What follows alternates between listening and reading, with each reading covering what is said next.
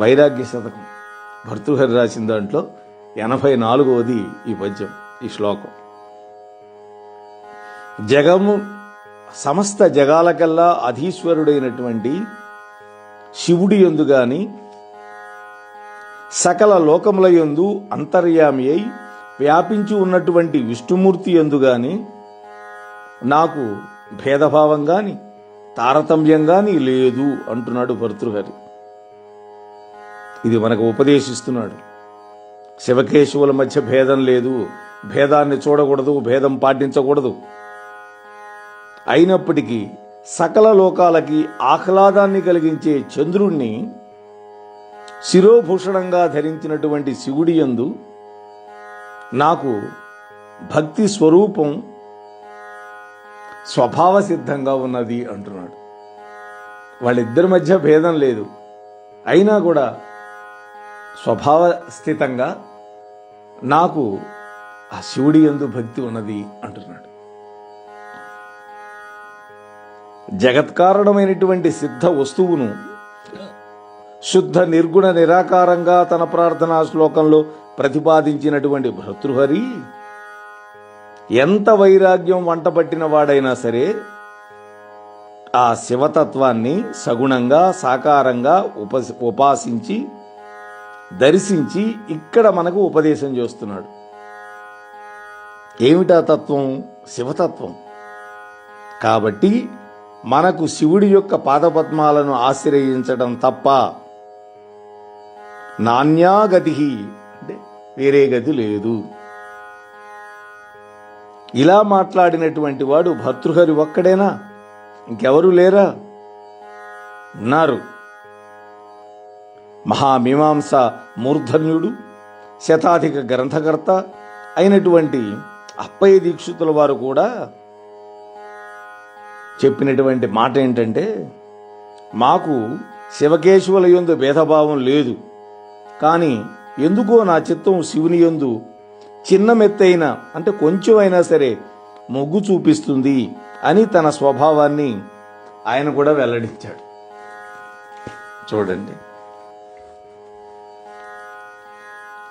కాబట్టి ఒక్కళ్ళు కాదు, అనేక మంది తమ యొక్క స్వభావాలని వెల్లడించారు.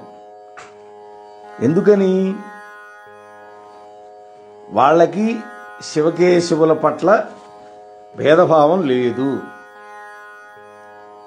భేదభావం లేకపోయినప్పుడు కూడా కొంచెం అయినా సరే శివుడి పట్ల మక్కువ ఉంది అంటున్నారు వాళ్ళు, ప్రేమ ఉంది అంటున్నారు. ఇది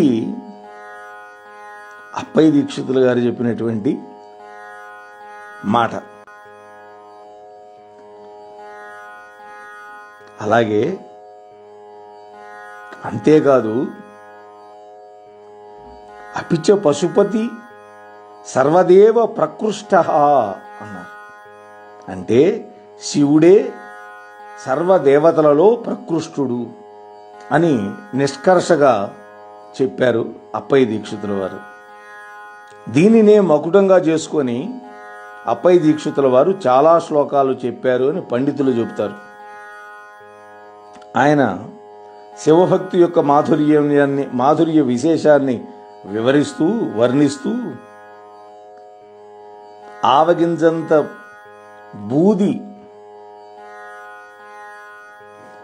శరీరానికి పూసుకొని గుమ్మడికాయంత వెర్రి పుట్టు అంటాడు. అంటే ఆవగింజ అంటే చాలా చిన్నది, కొంచెమైనా సరే విభూది శరీరానికి ఆ పూసుకున్నటువంటి ఆ స్వామి గుమ్మడికాయంత వెర్రి పుట్టు అంటాడు. అంటే ఆయన బ్రాహ్మీదత్త వరప్రసాదుడు, కవి సార్వభౌముడైనటువంటి శ్రీనాథుడు తన యొక్క హరవిలాసంలో కూడా చెప్పాడు. ఇంతకీ శివుడి యొక్క భక్తి విశేషం ఎట్టిది అంటే, ఈ భూమి మీద జన్మించినటువంటి ప్రతి మానవుడు 4 ప్రశ్నలకి తనకు తానే వేసుకోవాలి, అనుసంధానం చేసుకోవాలి ప్రశ్నలు. ఒకటి, నేనెవరిని. 2, నేను ఎక్కడి నుంచి వచ్చాను. 3, ఇక్కడ నా కర్తవ్యం ఏంటి, అంటే ఇక్కడ నేను చేయాల్సిన పని ఏంటి. 4వ ప్రశ్న, శరీర పతనానంతరం నేను ఎక్కడికి వెళ్తాను, అంటే నేను మరణించిన తర్వాత ఎక్కడికి వెళ్తాను. వీటికి సమాధానాలు చూస్తే మొట్టమొదట నేనెవరిని. రమణ మహర్షి కూడా నువ్వెవరో తెలుసుకోమన్నాడు ఆయన కూడా. మొదటి ప్రశ్నకి నేను సాక్షాత్తు శివస్వరూపుడిని. నేను ఎక్కడి నుంచి వచ్చాను, శివుడిలో నుంచే వచ్చాను. ఇక్కడ నేను చేయాల్సిన కర్తవ్యం ఏమిటి, ఇక్కడ శివజ్ఞానాన్ని పొంది ఆ ఎరుకతో జీవించాలి. 4, శరీరం పడిపోయిన తర్వాత ఎక్కడికి వెళ్తాను, అది కదా. సకల జీవులకు గమ్యస్థానం శివుడొక్కడే. అది ప్రశ్నలు ఎన్నైనా సమాధానం మాత్రం శివుడే. సర్వం శివాత్మకం. అదే చివరి మాట. కష్టాలు సమస్యలు వచ్చినప్పుడు మానవుడు అన్య దైవాలను ఆశ్రయించినా కూడా ఆంతర్యంలో మాత్రం అప్పయ్య దీక్షితుల వారు చెప్పినట్లుగా మోక్షం కోసం అవిభాజ్యమైనటువంటి అర్ధనారీశ్వర తత్వాన్ని తప్పకుండా ఆశ్రయించాలి. వేరే మార్గం లేదు.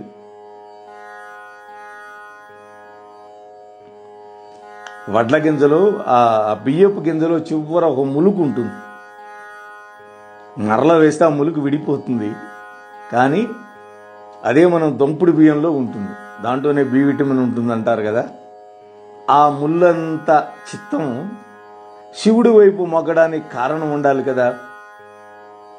ఆ కారణం ఏమిటి అని అంటే చెప్తున్నారు. దాహార్తి చేత కుమిలిపోతూ ఉన్నటువంటి పక్షి కూడా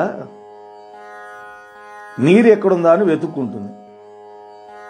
అలసినటువంటి బాటసారి విశ్రాంతి కోసం అన్వేషణ చేస్తాడు. ఒక చెట్టు నీడో ఏదైనా కావాలి. జీవన గమనంలో ఎప్పుడో ఒకప్పుడు కనీసం పొద్దు పడమటకు వాలినప్పుడైనా ఈ భౌతిక ప్రపంచం పట్ల మానవుడు విరక్తుడు కాక తప్పదు. ఏంటి పొద్దు పడమటకు వాలటం అంటే?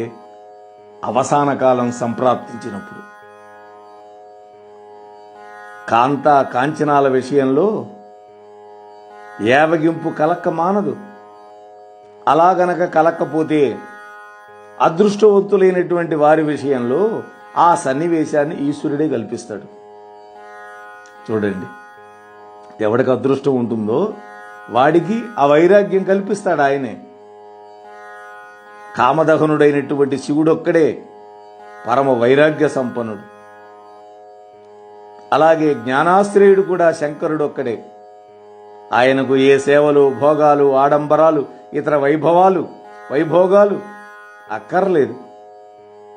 అంగుష్టమాత్ర పరిమాణంలో మట్టితో లింగాన్ని చేసి చెంబుడు నీళ్లు పోస్తే చాలు, పిలిచావా నాయనా అని ప్రత్యక్షం అవుతాడు. అందుకే జ్ఞాన వైరాగ్య సంపన్నులైనటువంటి మహానుభావులందరూ కూడా ఈశ్వర ఆరాధనాశీలుడే. శ్రీ మహావిష్ణువు తాను ఎత్తినటువంటి అవతారాలన్నీ కూడా దుష్ట సంహారం, శిష్ట సంరక్షణ కోసమే. ఆ అవతారాలలో లింగార్చన విధిని నెరవేర్చాడని గ్రంథాలలో చెప్పారు, పురాణాలలో స్పష్టంగా ఉంది. సంహారకర్త రుద్రుడు. ఆయన అనుగ్రహం లేకుండా సంహార క్రియ ఎట్లా నెరవేరుతుంది? శిష్టులను రక్షించాలంటే దుష్టులను శిక్షించాలి, వాళ్ళని సంహరించాలి. ఆ సంహార కార్యం జరగాలి అంటే లయకారకుడైనటువంటి శివుడి యొక్క అనుగ్రహం ఉండాలి. కాబట్టి ఆయన అనుగ్రహం లేకుండా సంహార ప్రక్రియ నెరవేరే అవకాశం లేదు. అలాగే పరమాత్మ కాలస్వరూపుడు. కాలం కంటికి కనపడదు, కానీ ఊహలో బుద్ధిగా అందుతుంది. రాత్రి పగళ్ళ యొక్క విభాగ రూపమైనటువంటి రోజు యొక్క ప్రమాణం అర్ధనారీశ్వర స్వరూపం. చూడండి, అమ్మవారు నల్లగా ఉంటుంది, అయ్యవారు తెల్లగా ఉంటాడు. అర్ధనారీశ్వర తత్వంలో తెలుపు పగటికి సంకేతం, నలుపు రాత్రికి సంకేతం. కాబట్టి పగలు శివుడు, రాత్రి అమ్మవారు. ఈ రహస్యాన్ని గుర్తెరిగినటువంటి పరమ పూజ్యులైనటువంటి శ్రీ రామకృష్ణ పరమహంస వల్ల వారు మహాకాళిని ఉపాసించి కృతకృత్యులయ్యారు. ఆ మహాపురుషుడు అన్ని మతాల యొక్క ఆరాధనా పద్ధతుల్లో, ఉపాసనా మార్గాల్లో సాధనం చేశాడు, గొప్ప సాధన చేశాడు. చేసి తత్వం ఒక్కటే అని చెప్పినటువంటి ఋషితుల్యుడు ఆయన. ఆయన యొక్క దినచర్యలో ప్రతినిత్యం భక్తులను కాంచనాలకు దూరంగా ఉండమన్నాడు. అంటే స్త్రీలకి, ధనానికి దూరంగా ఉండమన్నాడు. వాటి యొక్క వ్యామోహంలో పడవద్దని హెచ్చరిక చేసేవాడు ఆయన రామకృష్ణుల వారు. వ్యామోహ దూరులు కావడానికి శివభక్తి తప్ప వేరే మార్గం లేదని చెప్పాడు. శివజ్ఞానం యొక్క లబ్ధికి ప్రయత్నించడం మినహా మానవులకు వేరే కర్తవ్యం లేనే లేదు. జీవలోకం అనేది ఒకటి ఉంటుంది. అంటే మనం ఉండే లోకం. ఆ లోకంలో అసంఖ్యాకమైన జీవులు ఉన్నాయి. ఆ జీవులన్నీ ఈ భూమి మీద ఏదో ఒక ఉపాధిని పొందాలని తహతహలాడుతూ ఉంటాయి. ఉపాధి అంటే శరీరం. వాటి యొక్క తహతహను మనం అర్థం చేసుకుంటే ఈ భూమి మీద ఉన్నటువంటి ప్రాణికోట్లలో మానవ జన్మ ఎంతో దుర్లభం. అటువంటి ఉత్కృష్టమైనటువంటి మానవ జన్మను పొంది కూడా శివజ్ఞాన లబ్ధి కోసం ప్రయత్నించకపోతే అటువంటి మానవుడిని ఎవడు రక్షిస్తాడు? పరమేశ్వరుడి కంటే అత్యంతమైనటువంటి ప్రియమైన వస్తువు ఉందా ఈ లోకంలో? ఆయన కంటే ఇష్ట సఖుడున్నాడా? ఆయన యొక్క కథలు వినడం కంటే, ఆయన కథలు చదవడం కంటే వేరే మరొక వినోదం ఉందా? మరొక ముఖ్యమైనటువంటి కార్యం మనకున్నదా? అలసిపోయినటువంటి జీవితాలకు ఆయన స్థానాన్ని మించినటువంటి విశ్రాంతి స్థానం ఉందా? ఆ మాధుర్యాన్ని రుచి చూసినటువంటి ఎందరో భక్తులు ఆ అమృతుణ్ణి గురించి ఎంతగానో గానం చేశారు, కీర్తించారు, స్తోత్రాలు చేశారు. ఆయన యొక్క సాన్నిధ్యం కోసం తహతహలాడారు, ఎడబాటుకు కుమిలిపోయారు. జగన్మోహనుడు, మన్మధుడు అయినటువంటి శ్రీకృష్ణ పరమాత్మ యొక్క సందర్శన కాంక్షా తత్పరులైనటువంటి గోపికలు కూడా ఆ పరమాత్మ యొక్క విరహాన్ని తట్టుకోలేక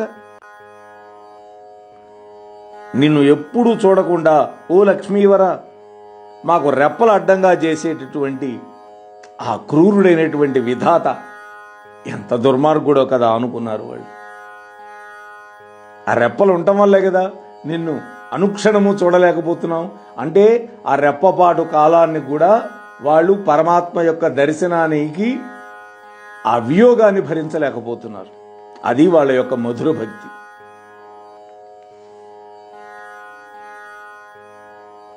ఆహా, ఎంత భక్తి యొక్క తీవ్రత! దీనిని రామకృష్ణ పరమహంసల వారు నీటిలో మునిగిపోతున్నటువంటి వ్యక్తి ఆ నీటి నుండి బయటపడటానికి ఎంతగా తహతహలాడిపోతాడో అంతటి తపన భగవంతుడి యొక్క విషయంలో భక్తునికి ఉండాలి అంటాడు ఆయన. నీటిలో పడ్డవాడి పరిస్థితి ఏంటి? ఊపిరాడక ఎప్పుడెప్పుడు బయటికి పోవాలో అనుకుంటాడు కదా. అంతా శివుడే కాబట్టి అటువంటి ఆర్తి కూడా శివుడి యొక్క అనుగ్రహం వల్ల మాత్రమే కలుగుతుంది అంటున్నది ఈ శివ మహాపురాణం. ఈ శివ మహాపురాణం 24,000 శ్లోకాలతో ఉంది. రామాయణం కూడా అంతే, 24,000 శ్లోకాలు. పెద్దలు పురాణాలకు కొన్ని లక్షణాలు చెప్పారు. 5 లక్షణాలు ఉంటాయి. సర్గస్య ప్రతిసర్గస్య వంశో మన్వంతరాణి చ వంశానుచరితం చైవ పురాణం పంచలక్షణం. ఇది శ్లోకం. సర్గము, ప్రతిసర్గము, వంశము, వంశానుచరితము, మన్వంతరము.